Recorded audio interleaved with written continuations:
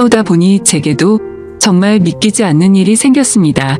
처음에는 숨 쉬는 것조차 힘들 정도로 충격이 커서 많이 힘들었는데 지금은 어느 정도 마음이 진정이 됐는지 숨만 겨우 쉬고 있을 정도입니다. 그래서 이제는 제 고민을 공유하고 다른 분들의 의견도 듣고 싶은 마음에 이렇게 사연을 보냅니다. 저는 올해 30살이고 아버지의 회사에서 일을 하면서 살고 있습니다. 제 아내는 저와 동갑이고 가정주부를 하고 있었죠. 아내와의 첫 만남은 5년 전 일이었고 친구의 생일 파티에서 처음 만나게 되었죠. 그날 저는 약속 장소인 강남에 있는 술집으로 가게 되었고 약속 시간보다 많이 늦게 도착을 해서 저는 급히 들어갔죠. 가게 안은 많은 사람들이 모여서 시끌벅적 난장판이더군요. 그래서 저는 조금만 앉아 있다가 축하만 해주고 가야겠다 라고 생각하면서 자리에 앉았습니다. 그런데 제가 자리에 앉은 지 10분도 지나지 않아서 술집의 문이 열리더니 정말 여신이라는 표현이 아깝지 않을 만한 그런 여성이 들어왔습니다. 누가 봐도 바로 알 수 있는 명품 백에다가 고급스러운 복장이 기티가 많이 흐르더라고요. 그래서였는지 그때 그 시끄러운 와중에도 몇몇 남자들은 저처럼 조용히 쳐다보고 있다라는 걸 느낄 정도였죠. 그때 저는 바로 그 생각이 들었습니다. 그때 당시에 그 술집에는 저희 테이블 외에도 다른 손님들이 앉은 테이블이 많았었기에 저는 속으로 제 친구의 생일 파티에 온 사람이면 좋겠다라는 생각을 했습니다. 그런데 제 바람은 현실이 되어주었고 그 여성은 제 친구에게 가볍게 인사를 하더니 제 앞쪽으로 와서 앉더라고요. 저는 낯선 사람들이 많은 자리는 별로 좋아하지 않는 성격이어서 처음에는 조금만 있다가 얼굴만 비추고 바로 가려고 했었습니다. 그런데 집으로 돌아가기는커녕 혹여나 제자리에 누가 앉을까 봐서 화장실도 단 한 번도 안 가고 저는 그 술집에서 자리가 끝날 때까지 계속 그 자리에 앉아 있었죠. 그때 당시 저는 나름대로 여유가 넘치는 편이었습니다. 어릴 때부터 부모님의 재력 덕분에 항상 부족함 없이 자랐었고 지금 생각하면 참 부끄러운 얘기지만 부모님의 힘을 빌려서 외제차를 사서 타고 다녔었죠. 그래서 그때는 철이 덜 들었었죠. 뭔가 여유가 넘치는 척 있어 보이고 싶어서 저는 일부러 테이블 위에 차키를 올려놓고 있었습니다. 마주 앉았던 그녀는 차키를 봐서 그랬던 건지 제게 호감이 있어서 그랬던 건지 저에게 먼저 말을 걸어주더라고요. 지금 생각해보면 제가 여유가 넘쳐 보여서 그랬던 것 같다라는 생각이 들긴 하네요. 아무쪼록 그녀는 딱히 직업이 있었던 건 아니었고 모델 활동을 한다고 하더군요. 그래서 그때 당시에 저는 모델이라고는 패션 모델이나 레이싱 모델 뭐 이런 거를 생각했었죠. 그런데 알고 보니 전문적인 모델은 아니었고 SNS에서 제법 인기가 많았는데 광고 회사들이 화장품이며 옷이며 가릴 거 없이 가끔 홍보를 제안하는데 그럴 때마다 사용 후기 같은 걸 남기는 그런 프리랜서 개념의 일이었습니다. 나중에 결혼 후 들어보니 잘 벌 때는 월 500 이상 대기업 직원만큼도 벌어봤었고 못 벌 때는 월 100만 원도 못 벌 때가 있을 정도였으니 수입이 일정하지가 않았었더군요. 그래서 그녀와 저는 많은 대화를 나누었는데 그녀는 약간 욜로족의 마인드가 강하더군요. 그때만 해도 욜로족이 뭐지? 라는 생각을 했는데 알고 보니 미래를 위해서 현재를 희생하기보다는 미래 걱정은 접어둔 채 당장 현재를 즐기려고 하는 그런 마인드를 가진 사람이었습니다. 그래서 수익이 생기면 저축보다는 자신을 위해서 대부분의 돈을 지출한다고 하더라고요. 저도 그때는 제정신이 아니었던 것 같습니다. 콩깍지가 제대로 씌었던 건지 제가 여유가 많았었던 편이어서 그랬던 건지 모르겠지만 그런 마인드를 가진 그녀가 왠지 자유로워 보였고 뭔가 멋있어 보이기까지 했습니다. 그런데 그런 사상이 얼마나 잘못된 건지 살아가면서 많이 느끼게 되었죠. 아무튼 그날 저희는 서로에 대해서 많은 이야기를 나누게 되었습니다. 자연스럽게 연락처를 교환했고 따로 약속을 잡아서 또 다시 만나게 되었습니다. 외모도 외모지만 성격도 제가 꿈꾸던 이상형이라고 생각이 들었죠. 그래서 저는 남자답게 먼저 고백을 했고 저희는 교제를 시작했습니다. 저희는 서로 이 사람과는 평생을 함께해야 될 사람이다 싶을 정도로 뜨거운 사랑을 나누었습니다. 그때는 저도 제정신이 아니었죠. 그녀가 원하면 뭐든지 주고 싶었고 뒤질은 생각조차 하기가 싫더라고요. 그래서 부모님의 카드로 미친 듯이 돈을 써댔고 아내는 그런 나날을 보내면서 행복에 겨워서 지내게 되었습니다. 그 당시 저는 공무원을 준비하고 있느라 따로 직업이 없었습니다. 그냥 무의미한 대학 생활과 군 생활 이후 형편없는 삶을 살고 있었죠. 아무튼 저는 이 여자와 평생을 함께 하고 싶은 마음에 만난 지 1년도 되지 않아서 평생을 함께 하자고 프로포즈를 했습니다. 제 아내는 제 프로포즈를 받아주었고 저희는 그렇게 어리다면 어린 나이에 빨리 결혼을 하게 되었습니다. 저는 학생이라는 신분으로 결혼을 시작하게 되었고 부모님의 지원 아래에 신혼생활을 보내고 있었습니다. 아내는 저를 만난 뒤로부터는 결혼 전에 하던 SNS 활동을 중단했었고 저희는 그렇게 집에서만 뒹굴면서 하루하루를 보내고 있었습니다. 제 부모님이 모든 생활비를 전액 지원해 주셨지만 저는 결국 공무원 시험에 떨어지게 되었고 좌절감에 빠져 있었습니다. 그래서 도저히 이런 생활을 이어나가는 건 아니다 싶었고 저는 사업이라도 해보는 게 어떨까라고 생각을 했습니다. 그때는 왜 그랬는지 모르겠지만 제 스스로 멍청하게도 자존감이 너무나 강했습니다. 그냥 제가 뭘 시작하면 언제든지 돈은 쉽게 따라올 거라고 착각 속에 살았던 거죠. 그래서 지인들 몇 명과 함께 사업을 구상하기 시작했고 부모님께 부탁을 드려서 저는 사업을 시작하게 되었습니다. 처음에는 생각보다도 훨씬 잘 되었습니다. 동업을 하게 된 지인들과 저는 열심히 발벗고 뛰었습니다. 그래서 이대로만 간다면 아버지를 넘어서서 훨씬 더 성공할 수 있겠구나 싶었죠. 그런데 그런 달콤한 꿈도 잠시였습니다. 왜 사업을 할 때 절대로 동업을 하지 말라고 하는지 알겠더군요. 돈 문제로 서로가 부딪히게 되더니 결국에는 사업은 엉망진창이 되었습니다. 아무래도 입장이 다 달랐었죠. 누군가는 자금을 투자했고 누군가는 발로 뛰었고 그러다 보니 굳이 서로가 필요 없는 존재로 여기게 되었고 분열이 되었던 거죠. 결국 남보다 더 못한 사이가 되면서 서로가 각자 제 갈 길을 가게 되었고 엎친 데 덮친 격으로 제가 했던 사업의 시장도 경쟁이 치열해졌습니다. 어떻게든 버티고 또 버텨봤지만 앞으로의 전망이 없다고 판단되어서 결국에는 사업을 포기하고 또다시 백수의 길을 걷게 되었습니다. 그때부터는 점점 부모님 뵙기도 부끄러웠고 제 자신에 대한 자존감이 낮아질 대로 낮아졌습니다. 저는 신경이 날카로워졌고 그런 저를 걱정해 주시는 부모님과도 큰 싸움을 하게 되었습니다. 무슨 자신감인지 다 필요 없으니까 저한테 연락을 하지 말라고 하면서 부모님과 연락도 끊게 된 거죠. 부모님도 그때는 지칠 대로 지치셨는지 완강하셨습니다. 무엇보다도 아내는 그런 제게 엄청나게 불만을 가졌고 매일같이 짜증을 냈습니다. 지금 당장 우리 둘 다 수입이 없는데 그렇게 싸우면 우리 생활을 어떻게 하느냐고 말이죠.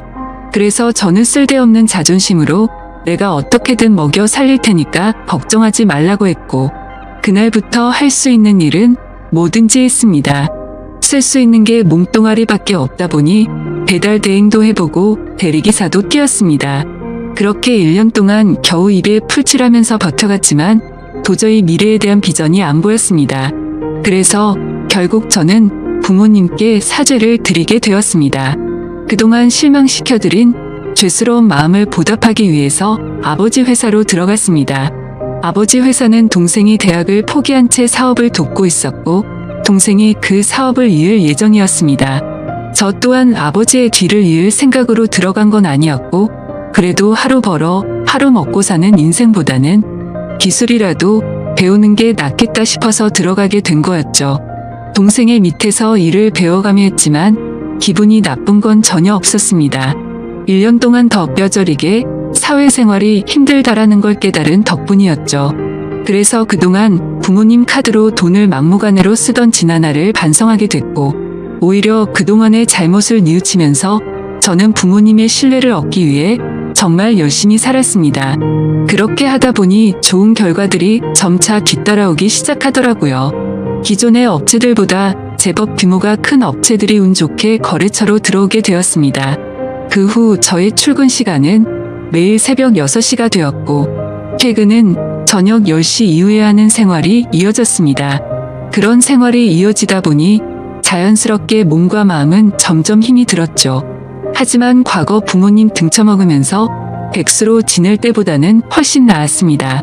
항상 떳떳하지 못했던 제 자신이 이제서야 사람 취급받을 수 있겠구나 싶었고, 제 스스로를 안도하면서 힘을 내고 있었죠.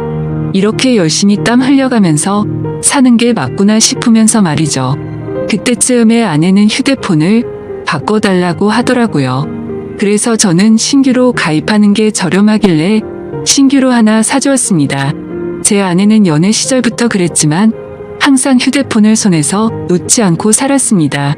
여자들이 원래 핸드폰으로 이것저것 많이들 하니까 뭐 그러려니 했었죠.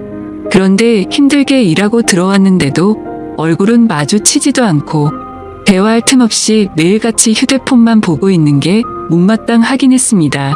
그래도 예전처럼 돈도 펑펑 쓰게 못해주는데 그런 사소한 것까지 건들고 싶지는 않았습니다.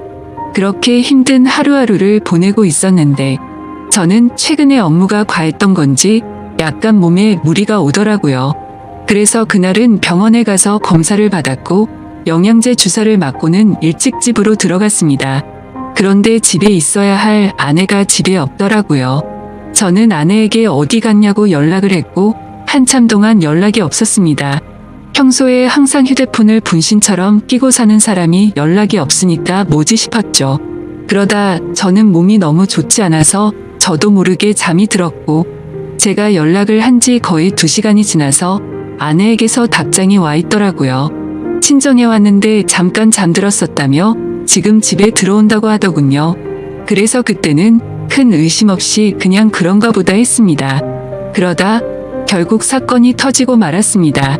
저는 병원을 다녀온 뒤로 무리하다가는 큰일 생길 수도 있으니 주말에는 좀 쉬라고 하더군요. 그래서 모처럼 주말에 아내와 초저녁부터 외식을 하면서 술을 한잔하고 있었죠. 그렇게 한창 술을 마시다 아내는 화장실에 갔고 아내 가방에서 카톡 소리가 나더라고요. 저희는 연애할 때부터 서로의 휴대폰을 보지 않기로 약속했었는데 갑자기 무슨 생각인지 저도 모르게 아내의 휴대폰을 집어들어서 보게 됐습니다. 휴대폰은 잠금 상태가 되어 있었고 얼마 전에 아내 휴대폰을 사주면서 제가 등록해 두었던 패턴으로 풀어봤습니다. 아직 패턴을 바꾸지 않았는지 바로 풀리더라고요. 근데 카톡 내용을 보니 나와라고 와 있었습니다. 저는 그 메시지를 보는 순간 이건 뭐지 싶었죠. 누가 유부녀인 아내에게 이따위로 말을 하나 싶었고 기분이 더러웠습니다. 그래서 상대방의 카톡 프로필을 보니 50대 정도 되어 보이는 남자의 사진이더군요. 그때부터 뭔가 의심이 됐고 급속도로 분노가 치밀어 오르더라고요. 그래서 그 남자에게 곧장 전화를 했습니다. 그 많은 사람이 있는 곳에서 소리를 질렀습니다. 나 예지 남편인데 네가 뭔데 나오라 말하고 이따위 카톡을 보내냐며 욕을 했습니다. 그러자 상대방은 말을 더듬더라고요. 죄송합니다. 앞으로 다시는 연락 안 할게요. 정말 죄송합니다. 이러더군요. 그래서 저는 뭐가 죄송하냐고 계속해서 추궁을 했죠. 근데 몇 분 동안이나 그 정신 나간 놈은 죄송합니다 라고만 할 뿐 제가 묻는 말에는 하나도 대답을 안 하더라고요. 그때부터는 더 이상 의심이 아니라 확신이 되었습니다. 아내는 잠시 후에 자리로 돌아왔고 저는 아내의 휴대폰을 들고 있었습니다. 그 모습을 보고 아내는 곧바로 왜 남의 휴대폰 함부로 들고 있냐면서 짜증부터 내더라고요. 저는 헛웃음이 났고 아내에게 물었습니다. 뭐 숨기는 거 있냐고. 도대체 왜 그렇게 화들짝 놀라면서 화내냐고 물었죠. 아내는 휴대폰을 가져가서 자신에게 온 카톡 내용을 봤는지 잠시 생각하더니 말하더군요. 설마 오해하는 건 아니지? 라며 예전에 광고 의뢰하셨었던 사장님인데 연락이 온 거라고 하더라고요. 그래서 저는 너는 아는 사람한테 문자를 그따위로 보내는 사람 봤냐고 물었습니다. 그러자 아내는 그러게 이 사람 제정신이 아닌가 본데? 라며 시치미를 떼더군요. 저는 말했습니다. 내가 이미 그 사람한테 전화했고 그 사람이 다 인정하고 사과까지 했는데 끝까지 거짓말하려고 하냐고 말했습니다. 외도를 했다고 듣지는 않았지만 일부러 아내를 떠보려고 그렇게 말해봤습니다. 그러자 아내는 통화 내역을 확인하더니 조용히 있다가 미안하다고 하더라고요. 제발 그 말이 나오지 않기를 바랬습니다. 그냥 단순한 착각이길 바랬고 그 대답을 듣는 순간 피가 거꾸로 솟더라고요. 이게 미안하다고 될 일이냐고 말했고 그동안 있었던 일에 대해서 솔직하게 말하라고 했습니다. 지금부터 거짓말 하나라도 하면 연락 온 그놈 당장 찾아가서 다 엎어버리고 네가 한 짓도 너희 친정에 가서 다 말한다고 했죠. 그러자 아내는 그동안 있었던 사실을 말했습니다. 아내도 처음부터 이러고 싶지 않았답니다. 제가 배달 대행에 대리기사까지 하면서 한창 힘들게 지내던 때 자신도 도움이 되고 싶은 마음에 다시 SNS를 시작하게 되었다고 하더군요. 그런데 한참을 쉬어서 그런지 예전처럼 광고가 들어오지 않았고 이 남자에게서 메시지가 왔다고 하더라고요. 그냥 딸을 잃어서 너무 그리워서 그런데 만나서 밥만 먹어줄 수 없겠냐며 부탁을 들어주면 30만 원을 준다고 했다더군요. 그래서 혹시라도 이 남자가 헛짓거리하면 바로 경찰에 신고를 할 생각을 가졌고 밥만 먹고 30만 원이나 챙기자 싶어서 나갔답니다. 그런데 그 사람은 아주 젠틀했고 약속대로 밥만 먹었는데도 30만 원을 줬답니다. 그렇게 만남을 몇 번 더 이어가다 보니 지금까지 연락을 주고 받았다고 말하더군요. 저는 단도직입적으로 물었습니다. 그래서 어디까지 간 거냐고 물었죠. 아내는 엄청 놀라면서 절대로 그러지 않았다고 하더라고요. 저는 또 아내를 떠봤습니다. 제발 아니길 바라는 마음으로요. 너 지금 또 거짓말 하냐고 그 남자한테 이미 다 들었다고 하니까. 아내는 갑자기 눈물을 흘리면서 진짜 미안하다면서 당신이 너무 힘들어 보여서 그랬다네요. 그런 모습을 보니 숨이 막혔고 어디서부터 어떻게 잘못된 건지 머리가 띵하더라고요. 그때부터는 저도 미친 듯이 말을 내뱉었습니다. 네가 이따위로 내 뒤통수를 치냐며. 내가 힘들어서 그랬던 거면 여지껏 그 더러운 돈 받은 거 어디 갔냐고 했습니다. 아무 대답도 없더라고요. 도저히 이해가 되지 않았습니다. 제가 힘들어 보여서 그랬다더니 그 더러운 돈으로 뭘 했을지 뻔히 보였죠. 저는 도저히 그 자리에서 같이 얼굴을 마주할 자신이 없어서 일단 집으로 꺼지라고 하고는 저는 그 자리를 떴습니다. 그날 이후로 저는 밥은 하루에 한 끼도 제대로 먹지도 못하고 억지로 먹어도 심각한 스트레스 때문인지 전부 토하게 되었습니다. 며칠이 지나서 아내를 불렀습니다. 아내는 별로 힘든 것도 없었는지 별로 달라진 모습이 없더군요. 제 모습을 보자마자 왜 이렇게 말랐냐면서 자신이 정말 미안하다고 하더라고요. 저는 아내에게 말했습니다. 너는 돈이 그렇게 좋냐고. 내가 잠깐 힘들게 하니까 그새를 못 참고 그렇게 곧바로 다른 남자한테 붙어 먹으면서 그 더러운 돈으로 네가 사고 싶은 거 사면서 좋았냐고 했습니다. 그러자 마음이 너무 많이 불편했답니다.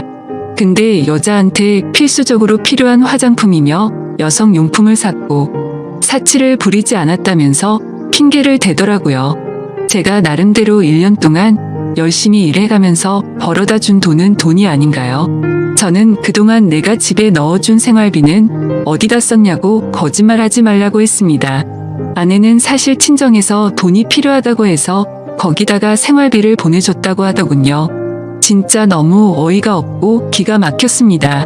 아내와 제가 결혼을 할 때 돈 한 푼도 보태지 않았던 친정이고 제 부모님과 다투고 밥 사 먹을 돈도 없어서 도움을 청했을 때 매정하게 거절했던 장인 장모였습니다.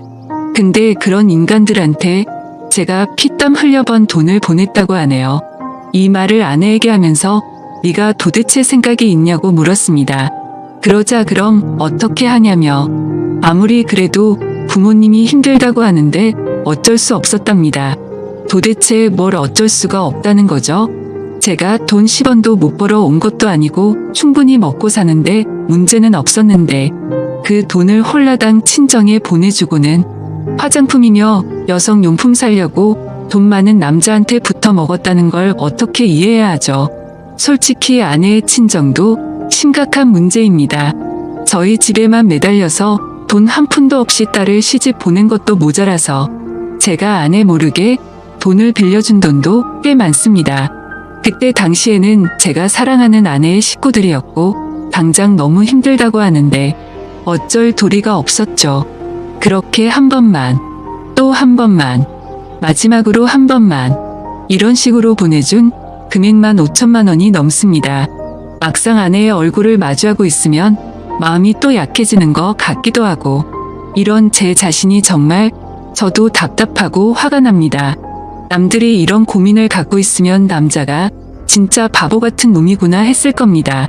그런데 막상 제게 이런 일이 생겨버리니 아닌 걸 알면서도 단호하게 내쳐지지가 않네요. 아내는 계속 울고 불며 미안하다고 절대로 두 번 다시는 이런 일 없을 거라고 믿어달라면서 빌고 있는 상황입니다. 저는 이게 돌이킬 수 없는 일이기에 아내가 너무 천박하다는 생각을 하면서도 어떻게 해야 할지 도저히 모르겠습니다. 제가 아내를 믿어준다고 하더라도 아내가 그 늙은 남자와 있었던 상상들을 계속해서 하게 될 텐데 이 만남이 유지될 수가 있을까요? 정말 어떻게 이렇게 한순간에 처참하게 모든 게 무너져 내릴 수 있는지 제게 닥친 가혹한 현실이 너무 힘이 드네요. 인생이란 참 어렵고 힘든 것 같습니다. 이런 걸 고민이라고 사연을 올리는 제가 멍청한 거 저도 잘 알지만 욕보다는 현명한 말씀을 부탁드리겠습니다.